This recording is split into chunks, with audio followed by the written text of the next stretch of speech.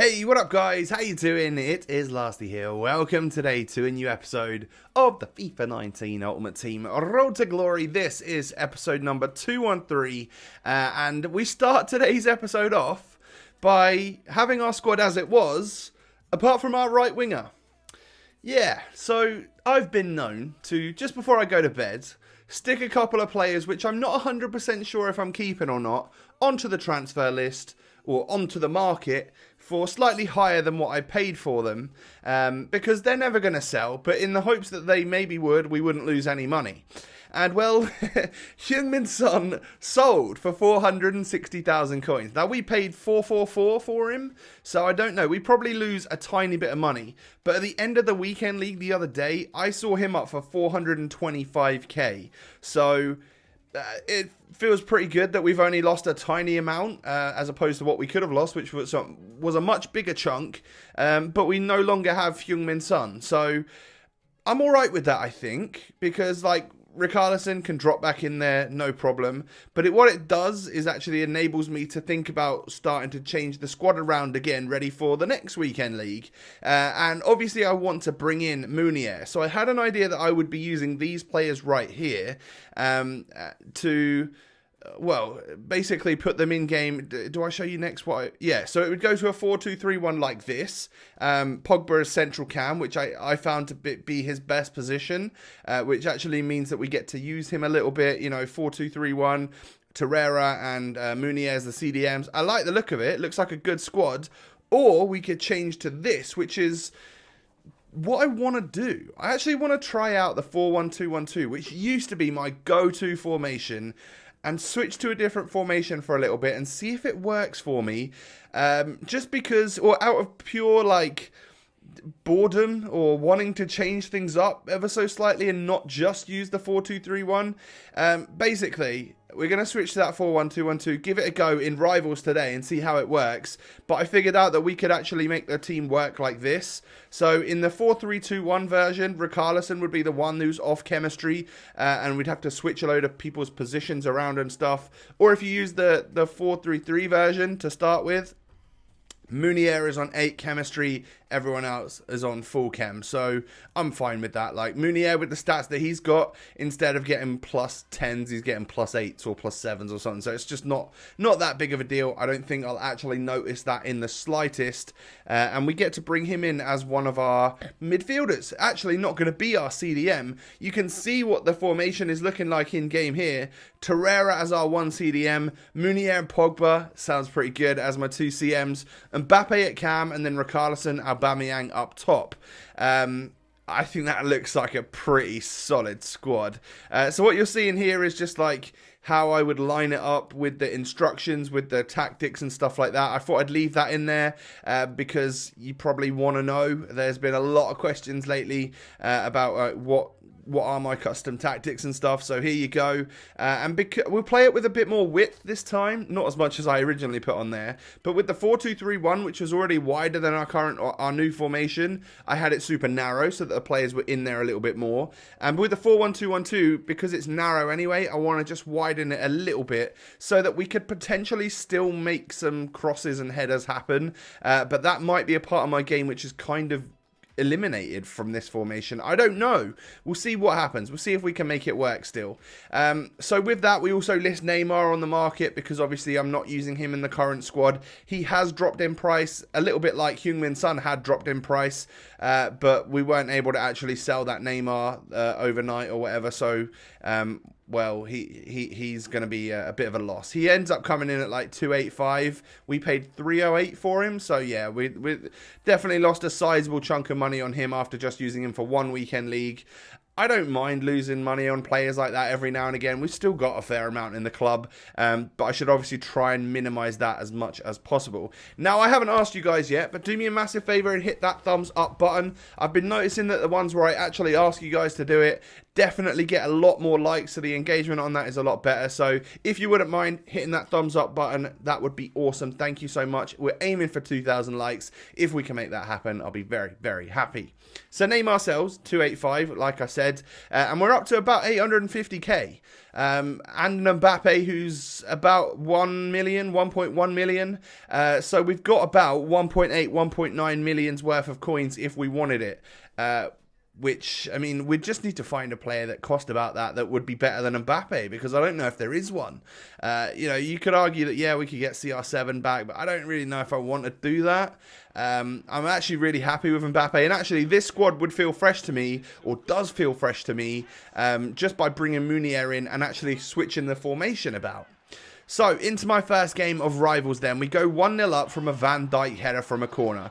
So, even if the headers are a thing of the past for me from going down the wing and crossing it in, you can rest assured that you're still going to be seeing that amazing content if I get a corner, obviously.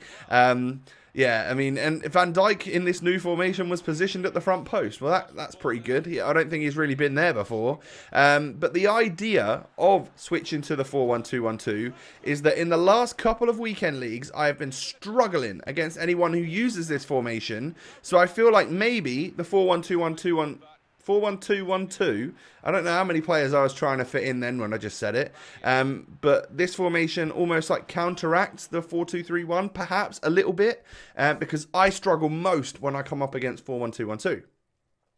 So, the reason I'm struggling, I think, was because those people can play these awesome 1-2 passes and make little triangles of passing between the front three. So that's what I want to try and learn that, because off of the angles that you get in the 4-1-2-1-2, I feel like you can probably hit those first time shots, which are a lot more useful on this game, a lot easier than what we've got in the 4-2-3-1 with everyone a little bit everywhere. So anyway, at half-time, I brought off my two strikers, and I brought on Ibra. I also brought on Vieri. I thought, hey, why not use him? And we brought on Eder Militao. And, yeah, Ibra scores a header from a corner. So, obviously, the 2 goals we've scored so far have just been from set pieces. And, well, you know, we've not cut here, which means that someone's going to score. And as you can see, I'm the one that's now in possession. Look at the quick one-touch passing and stuff. Vieri goes for an open up the body finesse shot, and he actually scores. I kind of brought him on as a bit of a meme because I didn't think I'd like him. And he did great for the second half. I thought he was an amazing hold-up striker. And if that could be the case, if maybe when I bring on Ibra, I put him at cam in the second half and then have Mbappe up top as like the absolutely rapid striker, and feeding off of Vieri, and then Ibra at cam, who's just going to be a beast there. I don't know, that could work for us. So yeah, these little things that are going through my head, trying to like get ideas for what we can actually do with our team with the upcoming weekend league, you know, just a few days away or a couple of days away. Next match, I come up against Messi and Ronaldo. He's also got prime moments, Seedorf. He's got that flashback Vidal. Definitely a team you want to be a bit worried about when you come up against it. My first main opportunity was probably 27 minutes in where I hit that shot, and it's easily saved by his Courtois. Now, he then goes on the attack. Seedorf knocks a lovely ball through to Ronaldo, who just La Croquetas inside of my David Luiz and hits a finesse shot. And it is just that easy with Ronaldo, I think. Like, he's very, very good at those, all types of shooting. So I wasn't surprised that that shot went in and I go 1-0 down. However, we push on to try and get back into this one, and those are the angles right there. I want that particular angle to hit my low-driven shot, to hit my first-time shot, a little bit like what we used to do with the first-time shots, but this time we hit them low-driven, and they seem to, if you get the right angle, they can still fly past the goalkeeper, whereas obviously beforehand, back in the day, it used to just be get that right angle, fizz it into a player, and he'd hit the first time green finesse shot, wouldn't he? So yeah, we're 2-1 down because my opponent does go down the other end and score. But we force a corner out of a shot from Richarlison. Pogba whips it in. Aubameyang's there to head home. And all of a sudden, we find ourselves equal again. So, yeah, the corner headers are working for me today. I don't know if the players line up differently when you're using a different formation. But hey, they're in the right spot to win the headers today. Richarlison then plays it out wide to Munier into Aubameyang. once again, the angles are working for us into that position where my striker's running in, ready to hit the first time low-driven shot, and we get the third goal to actually go into the lead in this match for the first time. Pogba out to Mbappe. Mbappe's got Vieri to work with in the second half, who's actually outpacing and outdoing Sergio Ramos, and we are able to score a green. I don't think that was a driven. It might have been a driven shot. It was either just a normal shot or a driven shot. I think it was low driven, I guess, because it wasn't super high into the net, was it? But there was a lot of power behind it, and we were able to score off of it to actually go 4-2 up. But then my opponent's Messi gets a goal back. We were able to hold the game out, no problem at all. And I actually was having so much fun playing FIFA, and I don't have fun when I play Rivals, pretty much ever. I really don't. So maybe this change of formation is a great thing for us. Maybe Heung-min Son accidentally selling when we didn't expect him to sell at all was actually quite a good thing for us. Next game, 3-5-2. I was like, all right, well, I've got the win here then, haven't I? Because that squad doesn't look like about 2,000 skill rating worthy, does it? So probably went in with a little bit of overconfidence, which is never good. And we soon get past that because obviously we go 1-0 down. It is Lautaro, what's his name? Lautaro Martinez, is it? I think? I don't know. But I've gone 1-0 down. So obviously we're now uphill battle and all that. We need to work this back into this game. And what a goal that is from Meunier, my new player. I'm really excited to bring him into the team. And so far, as a central midfielder, he's done an insane job. I really like him at the moment. I try the first time sort of volley thing there with Aubameyang, kind of gets blocked, but we intercept with Torreira, the god. Mbappe picks it up into Richarlison, who just strikes it first time. Luckily, I was able to turn my body at that point to get that shot off. Didn't expect that one to go in, if I'm honest, so I felt pretty lucky that that one turned into a goal. Half-time happens, so Ibra comes on, Vieri right striker, and I've actually moved Mbappe up top to put Ibra at cam to see how that would work for this second half. We whip it in. Who's there to head home? Oh yeah, it's that boy again, Meunier, scoring his second goal of the match. Showing that he's not just going to be a defensive-sided player, he's actually going to rise above the defenders to score some headers as well. However, my opponent does push this back in there. I'm not quite sure what my goalie's doing. Have actually been thinking about maybe buying a David De Gea because he was so good against me last week. And now that we've got 850k, like the odd 100k to buy a David De Gea might be fine. I might just do that for this weekend and see what happens. So yeah, we come away with 3 Rivals wins out of 3 matches. And I had a great time.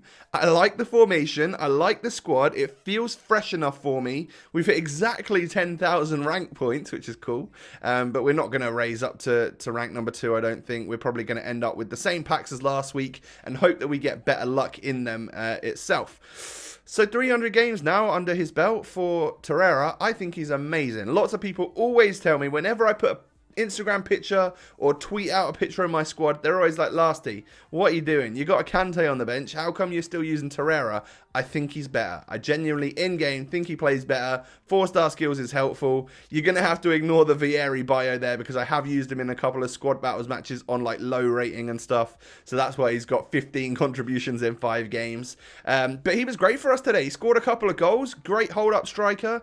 Interesting. I'm actually really excited now for the weekend league because whatever I've done to this team seems to be working in a competitive setting in Rivals. I guess, you know, the weekend league is a whole nother beast, but everyone keeps telling me it's a walk in the park compared to Rivals. And if we've just won 3 Rivals games, I reckon we could probably win 30 games of the weekend league in a row, in one session, and go 30. No, maybe I'm getting ahead of myself. But anyway, guys, that's going to wrap things up for today's episode. I hope you like the changes to the team. We're back up to coinage again, 850k in the account. Sorry, I just got an email. But anyway, thank you so much for watching. Subscribe to the channel if you're new. Don't forget to follow the Insta, follow the Twitter there down below. And of course, make sure that you guys have a lovely day, and I'll catch you next time. Peace.